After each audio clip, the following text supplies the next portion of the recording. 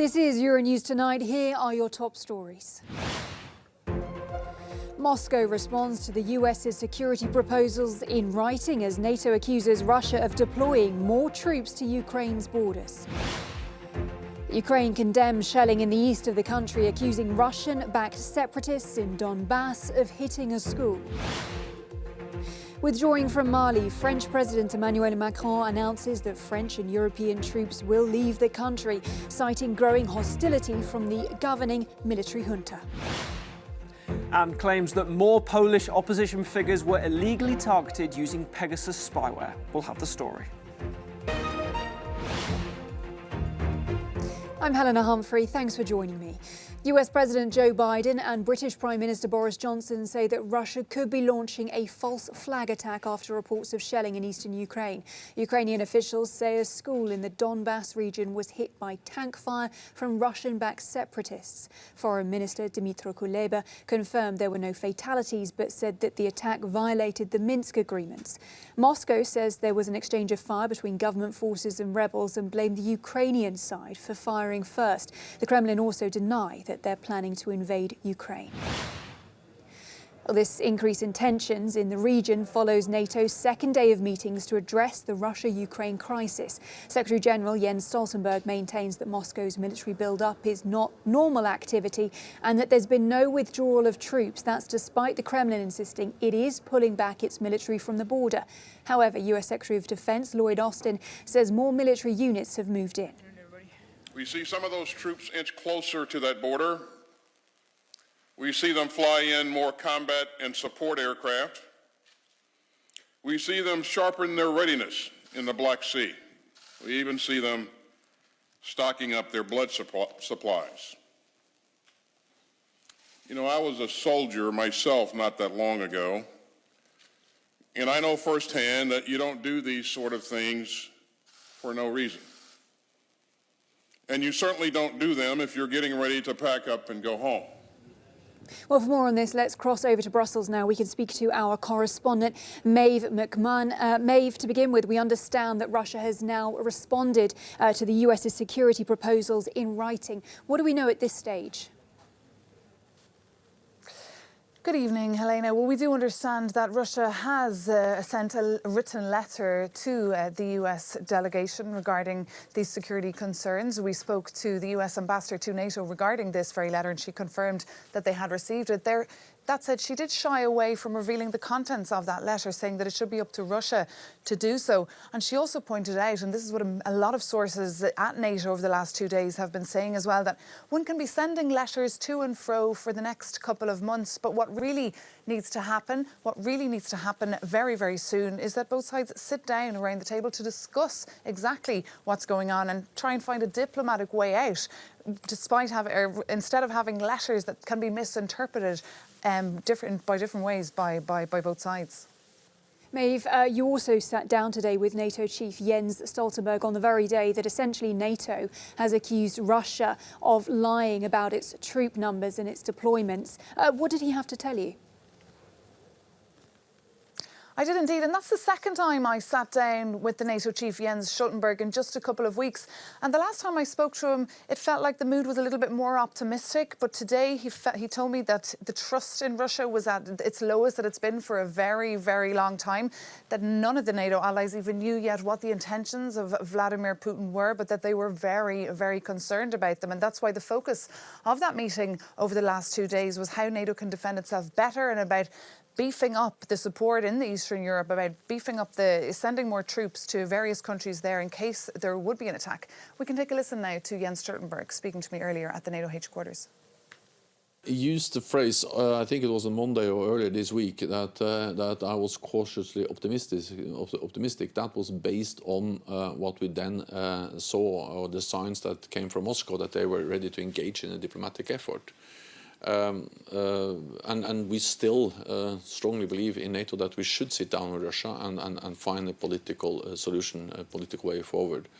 But what we have seen after that is that there has been no follow-up on the ground. We haven't seen any withdrawal of troops, any de-escalation. And of course, Russia must do what they say, and that's actually to withdraw forces. And that remains to be seen. So until we see a real withdrawal, of course, there will be a permanent threat of a Russian invasion. So a very sceptical Jens Stoltenberg, Secretary General of NATO, then speaking to me a little earlier, but adding as well how open NATO allies are for dialogue and for a diplomatic outcome of this tension. All right, Maeve McMahon bringing us that sit-down interview with NATO Chief Jens Stoltenberg. Maeve, thank you for your reporting. Well, in Kiev for us tonight is our correspondent Sasha Vakulina, and we can speak to Sasha now. Sasha, to begin with, regards to that shelling in Donbass, NATO has warned it could be part of a false flag operation. What is the sense there in Ukraine? Volodymyr Zelensky, Ukraine's president, called the shelling of a kindergarten in Stanitsa Luhanska a big provocation. And he said that this is why, exactly because of the cases like this is why the Organization for Security and Cooperation in Europe should keep its monitoring mission, should keep its delegates and diplomats in Ukraine, because their monitoring activities are an additional deterrent. Over the past week or so, we have heard from many countries their calls on the citizens to leave Ukraine immediately because of the possible attack. That was the US, UK and other countries. And some of those nationals are, of course, the members of those monitoring missions of the Organization for Security and Cooperation in Europe. And this is why it is important for them to stay there and not to leave the country right now. Whether this could be a false flag attempt, Foreign Minister Kuleba said that this might be, but also he said that Ukraine is very much ready for anything. And he insisted that this is why Kyiv and Ukraine are cooperating with the international partners to make sure that such attempts fail. Well, what about those efforts with international partners then, specifically with NATO, for example? What are Ukraine's NATO ambitions? Because President Zelensky said today that this was a goal and not a dream, and it seems that that position has been moving quite a bit in recent days.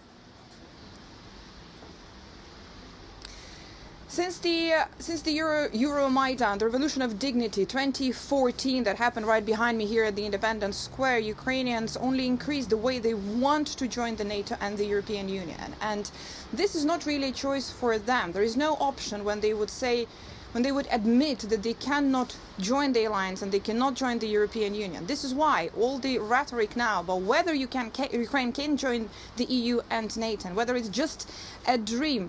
There is no scenario in which Ukraine's president, Volodymyr Zelensky, can come here on the square and tell the people of Ukraine that Ukraine is not going to join NATO. And with everything that's been happening since 2014 and with the recent escalation in the past few weeks, I can tell you Ukrainians only wanted more. All right, Sasha Vakulina putting everything into context for us from Ukraine. Sasha, thank you.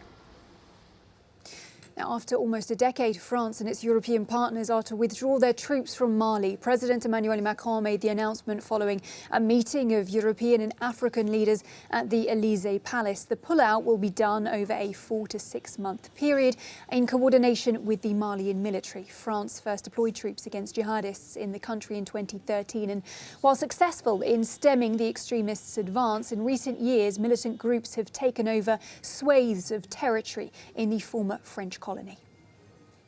France intervened in Mali, firstly to fight against terrorism, second at the request of a sovereign state and the states of the region. In this second condition, that is changing today, and victory in the face of terrorism. It is not possible if it is not supported by the state itself. And why did we decide today to leave? Because the junta, which is in charge of Mali, no longer makes it its priority. Well, for more on what the implications of this withdrawal could be, let's bring in security expert Declan Power now. Declan, good to have you with us this evening. To begin with, it appears to be a somewhat hasty exit. What could the implications be for anti-terror operations in the region? Well, I think that the standard operational footprint of Western forces there will initially be unaffected. But in the long term, a country like France has a huge amount to contribute, not just to the visuals that you see of French troops on patrol, but in what will be known as over-the-horizon support in terms of intelligence, in terms of logistics, and other things that are essential to the long-term running of such a mission. And it remains to be seen seen if they will still be engaged in that. As I understand it, they're still going to stay in the Sahel region. So they probably will still be able to provide some assistance to the UN mission that will still be there. I think perhaps it may be a clever move for France in the long term, as they're in an antagonistic relationship at the moment with the Malian regime. They don't want to be seen, I suppose, to be propping up a military junta that seized power in a coup. And also, France was increasingly becoming a target for, I suppose, mismanaged West African expectations in many respects. And this gives them a chance, gives French foreign policy a chance to regroup and reignite its relationship with that part of Africa on a more positive footing, because it has been deteriorating at a diplomatic level in a negative way for some years now. A difficult relationship, as you say there, with the regime. But what about the people that they leave behind? What about the region? I mean, is there the risk that the withdrawal could actually give ground to terror groups which have already killed thousands, left millions of people displaced in the region? Well, some cynics would say that during the period they've been there, that attacks have continued, that the much expected stability that the French-led mission was supposed to bring didn't work. So could things be any worse? There is a possibility, if you were to apply a little bit of counterintuitive thinking, that by the French pulling out, that it might calm the situation a little bit in allowing the other Western forces there, the UN mission in particular, maybe enhance their footprint. There is still, and there will be still a number of other troops there, including a German battle group, of which some of my own countrymen are serving in a small special forces component. And it would maybe allow us to see how the Malian forces themselves will cope. I mean, a big part of the Western contribution, including the EU contribution, was to train up Malian forces to be able to take the fight to the rebels and to be able to stabilize their own country. If that isn't proving to be the case, then it argues for maybe a reconfigured, maybe French-led or French participated in force going back in. But at the moment, I don't think it can necessarily do any harm in the long term for France's policies. I think it gives them a chance to regroup and reinvent the relationship, because things are in a sort of a stalemate, and the French forces on the ground were increasingly becoming targets. So again, you could argue that they were part of an inflammatory process there at the moment. All right, Declan Power, security expert. Good to get your insights. Still to come, women win big at the Berlinale. We'll be taking a look at the films grabbing the gold and silver bears after the break. This is Euronews Tonight. Welcome back. 2 more Polish opposition figures have been illegally hacked using Pegasus software. That's according to Amnesty International. Now, the growing scandal over the Israeli-owned spyware has led to calls for European-wide action. And we can find out now more from Matthew in the Cube. Indeed, Helena, the scandal that's been dubbed Poland's Watergate continues to rumble on. This all concerns Pegasus. It's a powerful software that could be used by clients to remotely hack into someone's mobile phone and access their files, their location, or even take control of the device. Now, its owners, the Israeli NSO group, say that Pegasus can be used by law enforcement agencies to target criminals and terrorists. But last year, a media investigation revealed that Pegasus had been used to hack opponents in a number of European countries, including France, Hungary, and Poland. Now, specifically on Poland, those allegations emerged last December, and they concern an opposition senator, Krzysztof Błęza. There were claims that his mobile phone was hacked and that incriminating messages were illegally taken from them and then used in a smear campaign to try and limit the opposition's chances of winning an election. Well, Amnesty International now says it has evidence that 2 more Polish opponents were also targeted by Pegasus, namely Błęza's father and his former assistant. Throughout the scandal, Poland's government has tried to downplay these allegations. The leader of the ruling Conservative Party has admitted that the country did buy Pegasus, but has denied that it was used on opponents. And a Senate investigation has nevertheless been carried out. But around the world, Amnesty says that up to 50,000 mobile phone numbers might have been hacked illegally using this spyware. And that has prompted calls for a European-wide investigation. This week, the EU's data protection watchdog called for a ban on Pegasus software, saying that a ban would be the most effective option to protect citizens' fundamental rights. Meanwhile, Helena, for their part, the Israeli NSA group have denied playing any active role in this ongoing scandal. They say they are working closely with investigators and have reiterated that they do not have any control about how their clients use Pegasus and the data that they collect. All right, Matthew, thanks for bringing us that story.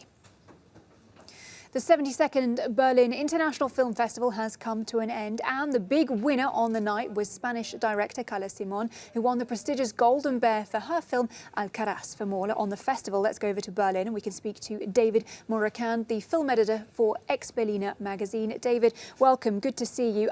Carla Simón's film then, was it a surprise? Did Alcaraz deserve the big prize, would you say? Good evening, Helena. I would say so. It was one of the strongest entries in a noticeably weaker competition this year, and it's a beautiful Catalan language drama that follows a family of peach tree farmers who see their land and livelihood threatened by urban developers.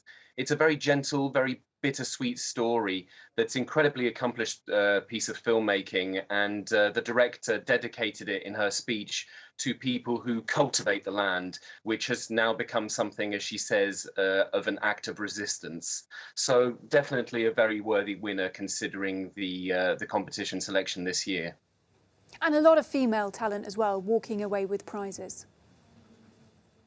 Absolutely. Female filmmakers have dominated the awards this year, winning not only the Golden Bear, but both gender-neutral acting awards, the Special Jury Award, which went to Mexican drama Robe of Gems, and also, of course, the Best Direction Award for Claire Denis, the veteran French filmmaker, for her drama Both Sides of the Blade, which explores infidelity and how couples can so often poison themselves with the burden of things left unsaid, and by awarding the best director to Claire Denis, has become the third major European festival in a row to award the Direction Award not only to a female filmmaker but a French female filmmaker, following Juliette Cournot and Audrey Diwan last year in Cannes and Venice, respectively. So yes, Claire Denis showing once more that French cinema is thriving. And David, I'm pointing out the obvious here, but of course a difficult year for festival organisers with that word COVID, of course. But did it feel like the festival was back up on its feet?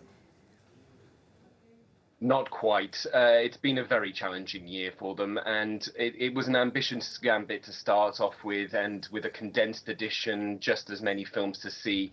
But on the whole, it has run rather smoothly. The on-site testing and the online ticketing system functioned quite well, but it's undeniable that there was a lack of buzz and atmosphere in a noticeably more empty festival.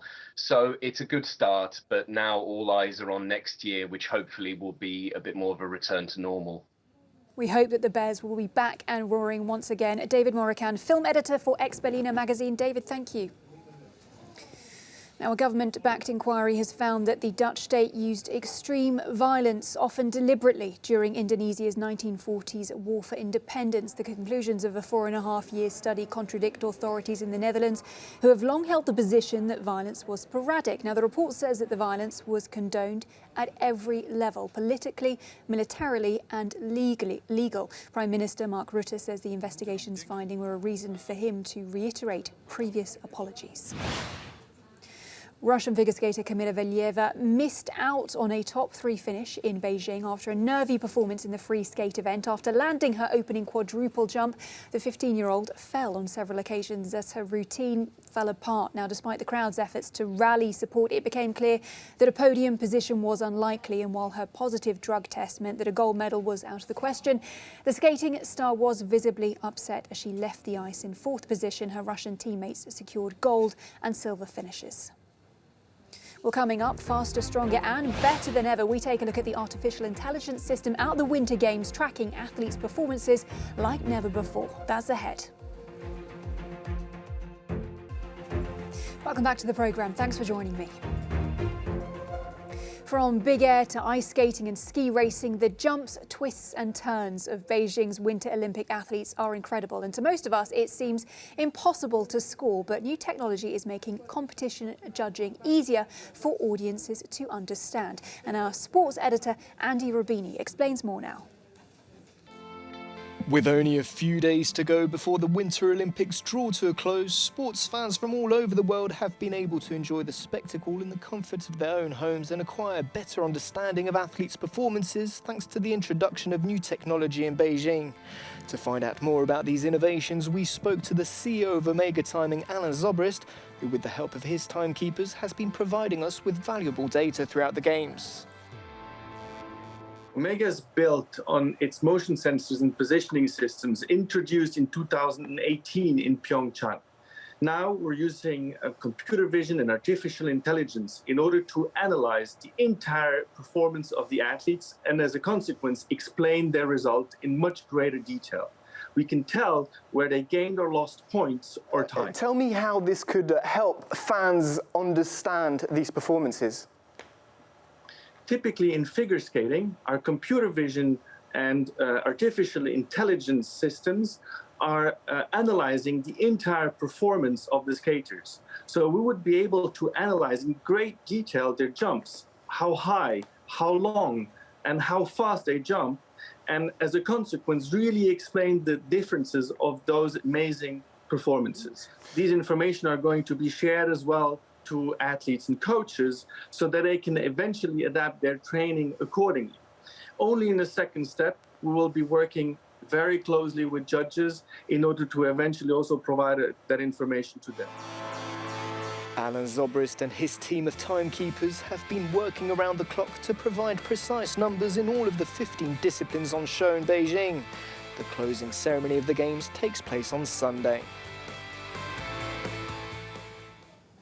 And we leave you with a no comment from Thailand, where Buddhists are observing Magabua Day by lighting 1 million ground lanterns. Thanks for watching Euronews Tonight.